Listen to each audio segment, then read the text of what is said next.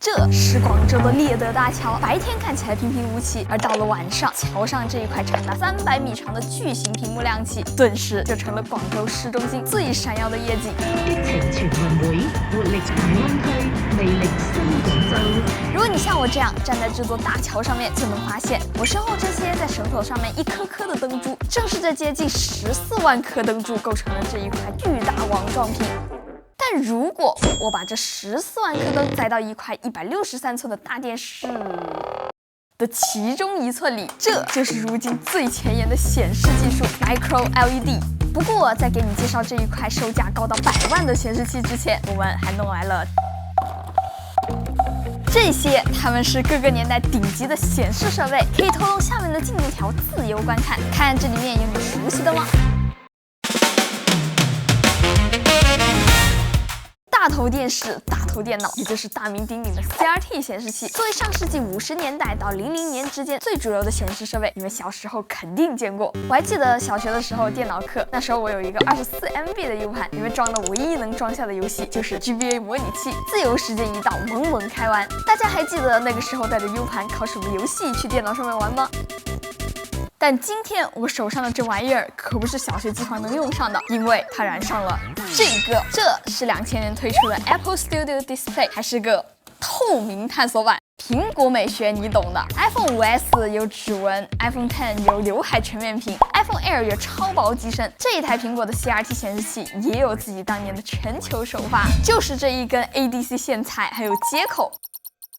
和当年常规 CRT 需要接信号线、电源线，专业 CRT 甚至还要接红绿蓝的色差线不同，苹果是一个接口全搞定，放在千禧年完完全全就是吊打所有 CRT 的简约美感设计。这一台显示器拢共就一条线，这在当年也是只有苹果专属才会用这种接口的。也就是说，如果你想要在2000年点亮这一台显示器的话呢，你还必须得搭配一台苹果的 Mac G4 台式机，最低仅需1799美元，真是 Only Apple can do that。如果今天你在网上搜索 CRT 显示器，就会发现竟然有不少视频会把它和电竞这个关键词给挂钩，因为 CRT 显示器有一个物理优势，零延迟。刚好我有一台严肃电竞卓威2586X+，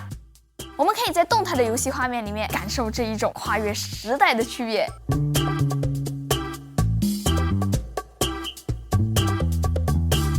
一旦我们把画面放大，这下区别还会更加明显。简单来说 ，CRT 的电子管成像方式好比一个手电筒，收到信号直接就投射，射到哪里哪里就亮，发光都是一瞬间的。CRT 的荧光粉激发时间只有大概1%毫秒，所以 CRT 能够更快的显示画面。不仅如此，因为这一根手电筒是一行一行扫描的，只要让需要刷新的行数，也就是分辨率减半，刷新率也能翻一番。理论上，只要你分辨率无限小，你刷新率就能无限大。也因此，为了这多出来的刷新率，当年顶级 CS 1.6 战队的选手，就算用上了液晶显示器，也几乎全用640×480这种带黑边的分辨率，甚至不少选手还把这种习惯带入了 CSGO 时代。照这么说，我也用4:3，我也算是半个职业选手了哦。Brother， 那这么完美的 CRT 显示器，为啥现在被淘汰了呢？答案就是它实在是太重了。这还只是一台17寸的显示器，重量就来到了20千克，相当于10台同为16寸的轻薄本。如果换成现在电视的尺寸，这玩意儿的重量和体积都得成倍数提升。当年还真有人做过一台45寸的 CRT 显示器，不过你们看这围着的这几个大汉，这玩意儿放到桌上都得考虑一下承重的问题了。那既然 CRT 技术做不了大尺寸显示设备，那咱们小时候的电视是怎么来的呢？在90年代，为了能让这种40寸大尺寸电视走进普通家庭，富士通、松下、飞利浦等厂商把目光转向了一种全新的技术，没错，等离子。等离子电视是哪个？来，就是这款，这是我们的最新品了。这个多少钱21860。什么档次我不知道，但这玩意儿在当年还真的是家庭排面的象征，价格动不动就上万。要知道那可是2000几年啊，当年全国平均年收入才14000左右，不吃不喝干1年才能买一台这样的电视。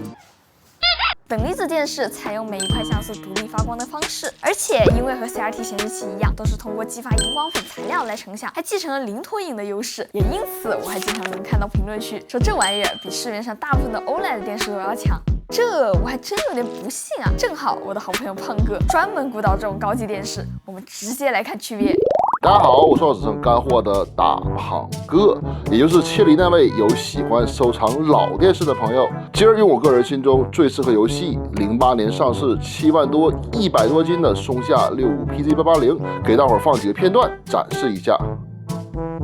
等离子对比 OLED 电视强这个说法，主要是指动态表现更强，因为等离子震荡成像的独特工作原理，相比于 OLED 的一帧一次动态刷新，它能做到一帧8次的震荡刷新。尤其是早年60赫兹输入的游戏，动态更流畅，会更好。拿来玩 Switch、PS3、Xbox 360以及早期的一些古早游戏，体验确实会更好的。那最大的难题就是闲鱼上怎么挑了。我原本也想在闲鱼上面淘一块等离子电视给大家过过瘾的，但我淘了半天，光是找一块能不烧屏的就已经非常困难了。好不容易找到一台成色良好、显示正常的，甚至我还到现场测试了半天，结果货拉拉一拉回来，好家伙，这么大一条绿线！价格贵，温度高，不加散热还会烧屏，是不是听起来跟早期 OLED 遇到的问题一模一样？而且很可惜的是，因为等离子的核心技术大部分都掌握在松下、富士通这几位日式厂商的手里，在当年等离子最鼎盛的时期，哪怕是同为日厂，这几位也完全不愿意分享一下各家的技术核心，始终无法实现量产。最先给予等离子沉重打击的是咱最熟悉的 LCD。因为 CRT 难做大，等离子呢又因为发热量和耗电量很难做小，靠背光层提供发光条件的 LCD 不需要考虑自发光，只需要靠液晶层的液晶分子控制光线就能成功成像。克服了 CRT 存在的那些问题，早期的 LCD 就成功靠30寸以下的小尺寸苟活了下来。因为液晶分子偏转的方向、角度有区别，就产生了3种不同的液晶面板。最大的特点就是你有我没有，大家都不完美。IPS 的特性相对来说更全面一点，也因此全球每出货10台显示器，有7台采用的是 IPS 面板。购物平台上100元屏也基本都是 IPS 的天下。或者我们换个说法，有多少正在用 IPS 看这条视频的举个手。但便宜管饱的产品肯定有着自己的不完美。同样的夜景照片，因为无法关闭背光，传统 LCD 并没有真正意义上的黑，转而代之的是一种黑的发亮的视觉效果。但为了弥补传统背光的这一缺陷，厂商们可谓是煞费苦心。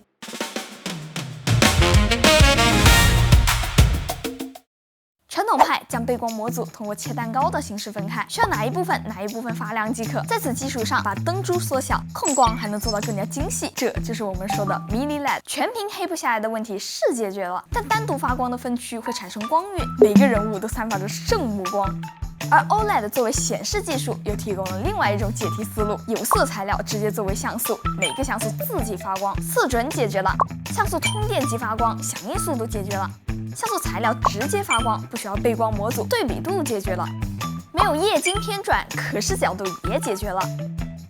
OLED 在体验上解决了很多缺陷，早期需要担心的有机材料老化烧屏的问题，现在用新材料还有屏保算法，影响已经微乎其微了。但强如 OLED 也有着独属于自己的硬伤，那就是亮度。如果你有关注过电视领域，就会发现，在峰值亮度上 ，OLED 电视普遍要略低于旗舰级的 Mini LED 液晶电视。一是因为过高亮度会加速有机材料的老化；二呢是 OLED 在全屏需要高亮的场景下，功耗和发热都会远高于 LCD。所以 OLED 电视当显示器的时候，开个网页就直接这样了。所以 OLED 技术看起来还是在中间找一个平衡。大家看到这里应该也发现了，虽然说显示技术一直在成长，但每一种看似都先天缺胳膊少腿，不是左腿就是右腿。有没有一款显示技术真正做到了全能了呢？就是 Micro LED， 最终这个机只需要110万就能带回家。这个价格只能说现在的 Micro LED 还只能停在富哥家里面的客厅尝鲜，借也是借不到了。不过我找到了 TCL， 他们可以给我提供一个场地拍摄，让我们看一看这个最强最贵的显示技术现在发展到了什么水平。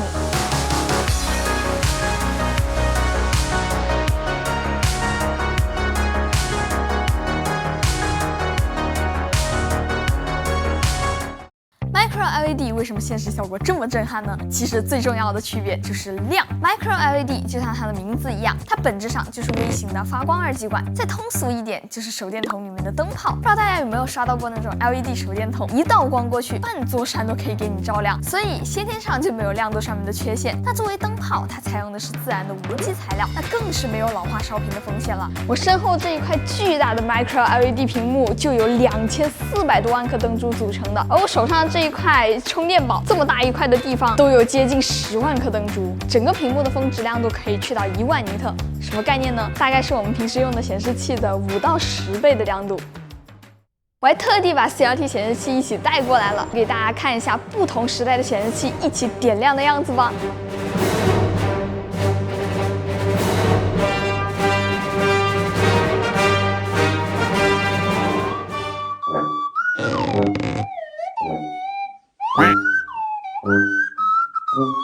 真的很难想象，在这一块屏幕面前吃一颗闪，眼睛估计是真的会瞎掉吧。一高闪来一个好吗？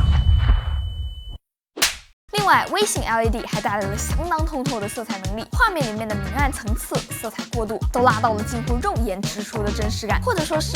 就是真的。一些厉害的影视工作室甚至直接拿它来当实景拍摄的背景，包括电影的特效场景，将这些原本需要高成本的场景搭建，收缩成了屏幕里面一条条的视频。到这里 ，Micro LED 几乎是完成了人类对显示设备的所有幻想：高清、通透以及无限的使用寿命。话说，你们有没有意识到，刚刚聊到的那些显示设备，其实展示的是横跨了几十年的技术发展，工程师们在不断发现问题、解决问题上面走得越来越远。不过，我觉得 Micro LED 肯定也不会是显示技术的终极答案，也许是身临其境的 VR 设备，或者是钢铁侠里面的 AI 眼镜，未来一定还会有更加震撼的技术发展。